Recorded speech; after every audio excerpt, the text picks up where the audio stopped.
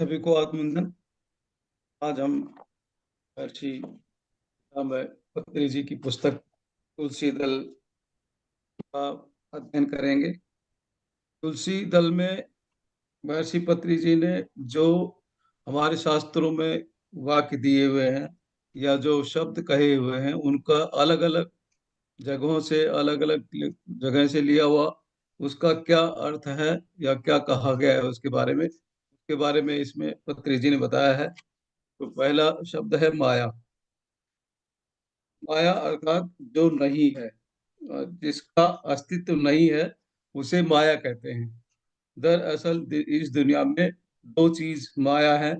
एक तो मृत्यु की भावना और दूसरी मैं अलग तू अलग, यानी द्वैत की भावना। मन मृत्यु कहीं भी नहीं है, जिसका अंत नहीं है, वह परिणाम क्रम ही है। जिसने जान लिया कि मृत्यु नहीं है, उसने माया को जीत लिया। इसी तरह अहम ब्रह्मास्मि और तत्वमसि अर्थात मैं और तुम वही हैं। इसलिए जिसने ममात्मा सर्वभूतात्मा समझ लिया, उसने माया को जीत लिया। जिसको देह आत्मा की भ्रांति है, वह माया में फंसा हुआ है। देह आत्मा की भ्रांति अर्थात देह को मैं समझने वाला आत्मा ही देह है। इस ज्ञान से रहने वाला माया से रहित है, अर्थात मैं का भाव ही अपना शरीर और स्वरूप है, इस बात को समझने वाला।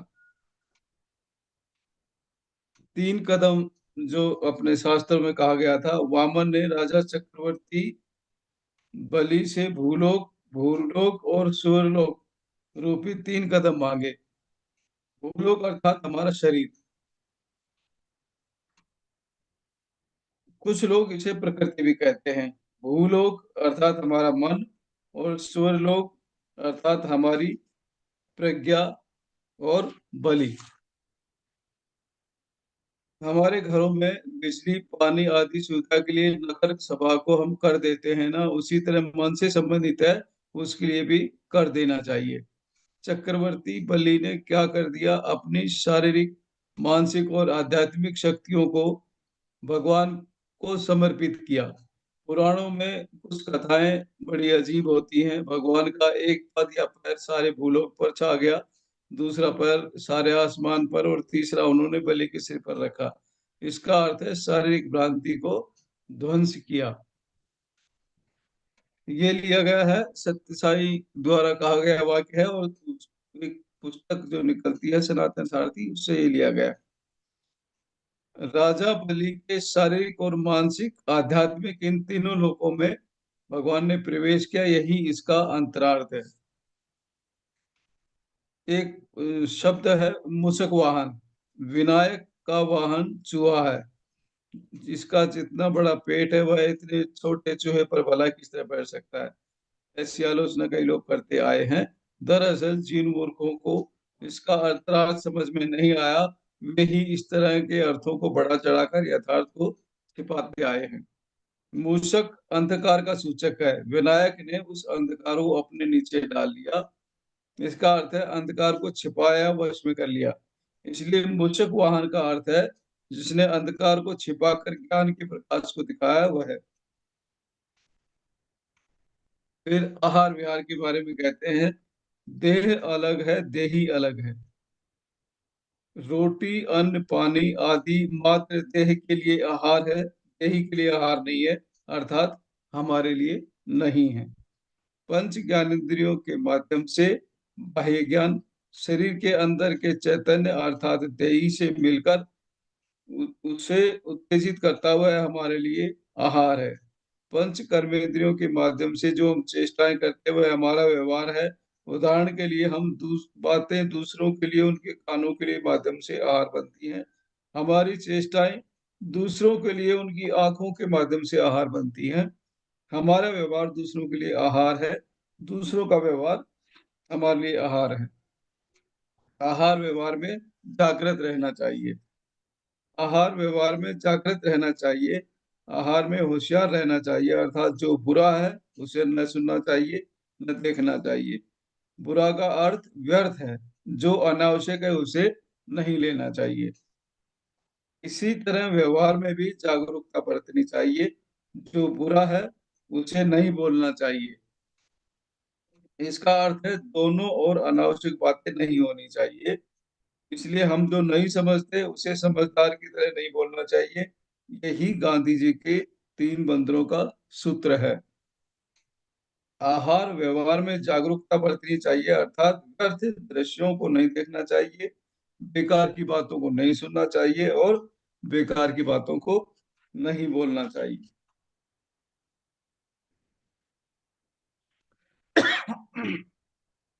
सीता अशोक वन में सीता देवी अशोक वन में अशोक वृक्ष के नीचे फूट फूट कर रोई। ये क्या सच है? नहीं। इसमें वाल्मीकि का काव्य चातुर्य है। अज्ञानियों के लिए संकेत रूप से पति से अलग होकर वियोग के कारण सीता फूट फूट कर रोई। उन्होंने ऐसा कहा, लेकिन वह महाज्ञानी और योगिनी थी, उसके लिए शोक असंभव था। इसलिए उन्होंने कहा अशोक, यानी अशोक, यानी जहाँ शोक नहीं है। इसलिए सीता माता शोकग्रस्त हुई, ऐसा कहना गलत है। परिश्रम करना चाहिए, तभी कार्य सिद्ध होते हैं, विद्याएं आती हैं और कलाओं में पूर्णता आती है। लेकिन अविराम परिश्रम किसी काम का नहीं है। हमेशा सविराम परिश्रम का विधान ही सही है। अविराम परिश्रम से आरंभ में वंचना होती है। अविराम अर्थात अतिमोह। कभी भी अतिमोह नहीं करना चाहिए। अति सर्वदा अनर्थ का कारण है। परिश्रम हमेशा सविराम ही करना चाहिए। वशिष्ठ जैसे तुरंत ब्रह्म ऋषि बनने के लिए विश्वामित्र अविराम परिश्रम कर रहे थे। इंद्र ने उन्हें देखकर कहा, यह विधान गलत है, आप खुद को नुकसान पहुंचा रहे हैं।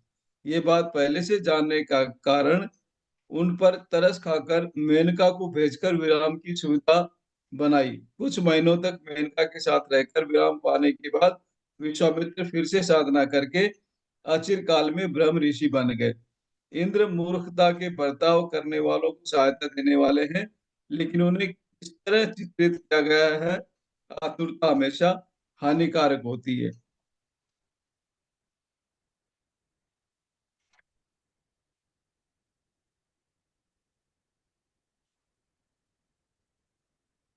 पुन पुत्र पुन्नाम नरक, पुनः नाम नरक अर्थात बार बार नाम लेने वाला नरक है। इसका अर्थ है पुनर्जन्म।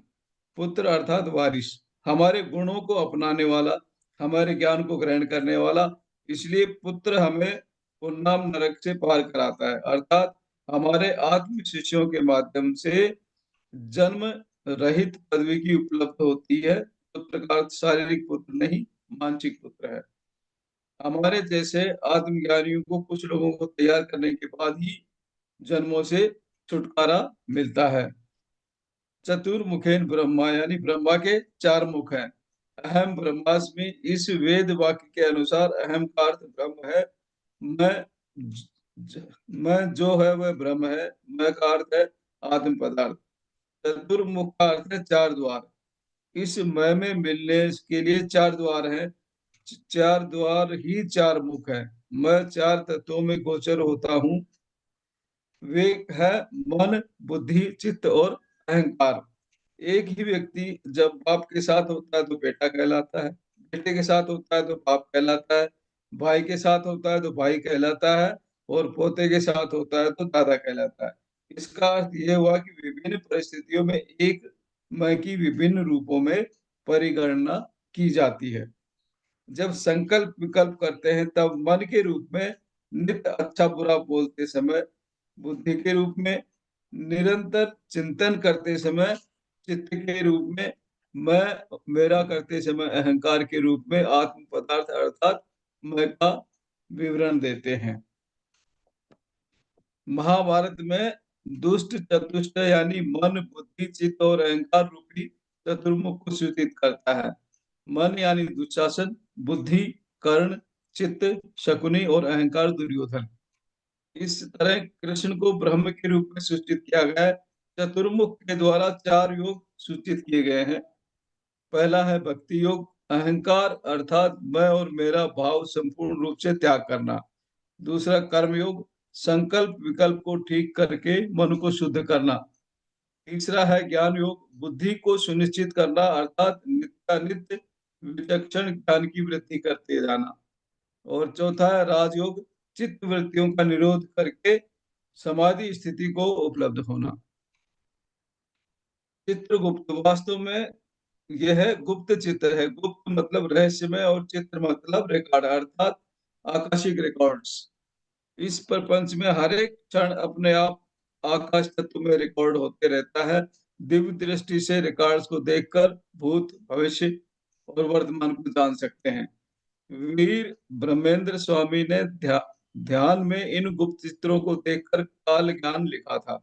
इस तरह नास्तेदमस ने भी कहा है कि प्रत्येक योगी अपने दिव्य चक्षु का उपयोग करके इन गुप्त चित्रों के माध्यम से सब कुछ समझ सकता है। गरल अर्थात विष कंठ, जिसने कंठ में विष धारण किया है।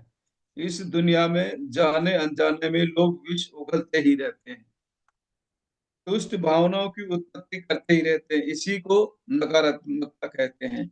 यह नकारात्मकता ही विष है। हमें उसे निगले बिना ही अपने कंठ में धारण करके रख लेना चाहिए, अर्थात विशुद्धि चक्कर में रखकर शुद्ध करना चाहिए। ऐसा करने वाला ही गरल कंठ है।